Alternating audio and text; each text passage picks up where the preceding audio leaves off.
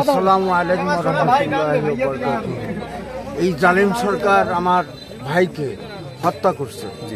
শুধু আমার ভাইকে নয়, জামাত এবং শিবিরদেরকে হত্যা করছে, নির্মমভাবে হত্যা করছে। আমার ভাইকে নির্মমভাবে হত্যা করছে, নিজামী সাহেবকে হত্যা করছে, ফাঁসি দিচ্ছে। কামরুজ্জামান ভাইকে হত্যা করছে, মুজাহিদ ভাইকে হত্যা করছে। এই হত্যায় আপনারা প্রতিশোধ নেওয়ার সময় আসছে। আওয়ামী লীগের কোন সমর্থক, আওয়ামী লীগের কোন নেতা যদি এলাকায় থাকে, আপনারা মারতে যাবেন না। ওরা যদি মরে, আল্লাহ ওদের মারবে বলে অনেক রকমের আল্লাহ রহমত আপনাদের করছে।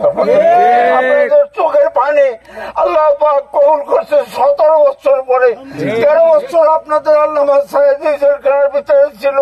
তার তামান্না ছিল যেন আল্লাহ জেলখানায় যেন আমাকে মৃত্যু না দাস হয়। আল্লাহ পাক কবুল করছে। উনি আল্লাহ ওলি ছিলেন প্রত্যেকটা লোক। কামরুজ্জামানের ঘটনা যদি এখানে আমরা যদি কাসেম ভাইয়ের কথা বলি, মৃত্যুর 3 ঘন্টা আগে যখন ওনাকে জানানো হয়, উনি বলছিল যে আমি 2 ঘন্টা ঘুমাবো, 1 ঘন্টা থাকতে আমাকে তুলে দেবেন। যখন ঘুম ভাঙ্গাইতে গেছে তখন দেখতেছে সেজদায় পড়ে আছে। আল্লাহু আকবার। জামাতে ইসলামের জন্য আমরা কিন্তু হত্যা জানি না, আমরা লুট জানি না, আমরা ত্রাস জানি না, আমরা মানুষের টাকা খাইয়া ঘরে আজকে প্রত্যেকটা আওয়ামী লীগ রাস্তায় রাস্তায় ঘরে কাদেরকে টাকা দিয়ে আমরা চিনি, তাদের নাম আমরা বলবো না। কিন্তু আমাদের মনে রাখতে হবে যে বাংলাদেশ জামাত ইসলামী এবং ইসলামী ছাত্র শিবির এদেরকে আল্লাহ পাক হায়াতের তাইবা বাড়ায় দিন।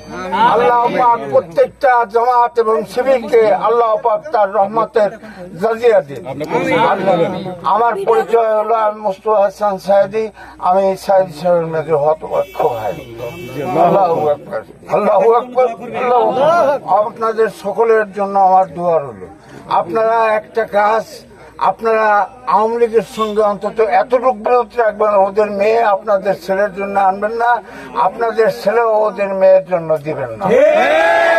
আপনারা মনে রাখতে হবে যে আপনাদের জামাত ইসলামীকে এহেন কোনো জুলুম না করছে যাতে জামাত ইসলামের টিকে থাকার কথা না। কিন্তু আল্লাহ পাক আপনাদের ছিল, তার রহমতের ছায়াতলে আপনাদের রাখছে এবং আপনাদের জন্য আজকে বিজয়।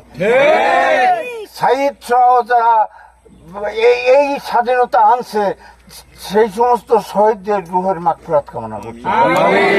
আল্লাহ পাক যেন তাদেরকে জান্নাতে নিয়ে যায়, যারা হসপিটালে আছে তারা যেন সুস্থ হয়ে যায়।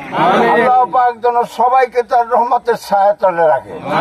আর ওদের যে গজব এবং যে জিল্লতি নিয়ে গেছে, যে জিল্লতি দিয়ে আমার নেতাদেরকে হত্যা করছে, আমার ভাইদেরকে, আমার সন্তানদেরকে হত্যা করছে, তার থেকে চরম জিল্লতি দিয়ে আল্লাহ পাক দেশ থেকে এই স্বৈরাচারী কাফেরকে তাড়াইছে। হুঁশ থাকতে হবে। এখন পর্যন্ত কিন্তু যুদ্ধের আমরা স্বাধীনতা কিন্তু পাইছি, কিন্তু আমরা ব্যবহার করতে জানি। এবং একটা কথা আপনাদেরকে বলবো, ডাক্তার ইউনূস সম্পর্কে শুধু বলে কত ফতোয়া এখন দিচ্ছে, এই ফতোয়া না, হ্যাঁ, এটা বিভ্রান্ত করার, জাতিকে আর একবার ডুবাবার জন্য এই ষড়যন্ত্র করছে যে ফতোয়াবাজরা। আল্লাহ পাক তাদের কলমকে স্তব্ধ করে দিন এবং আমরা যারা ভুল বোঝার চেষ্টা করবেন না।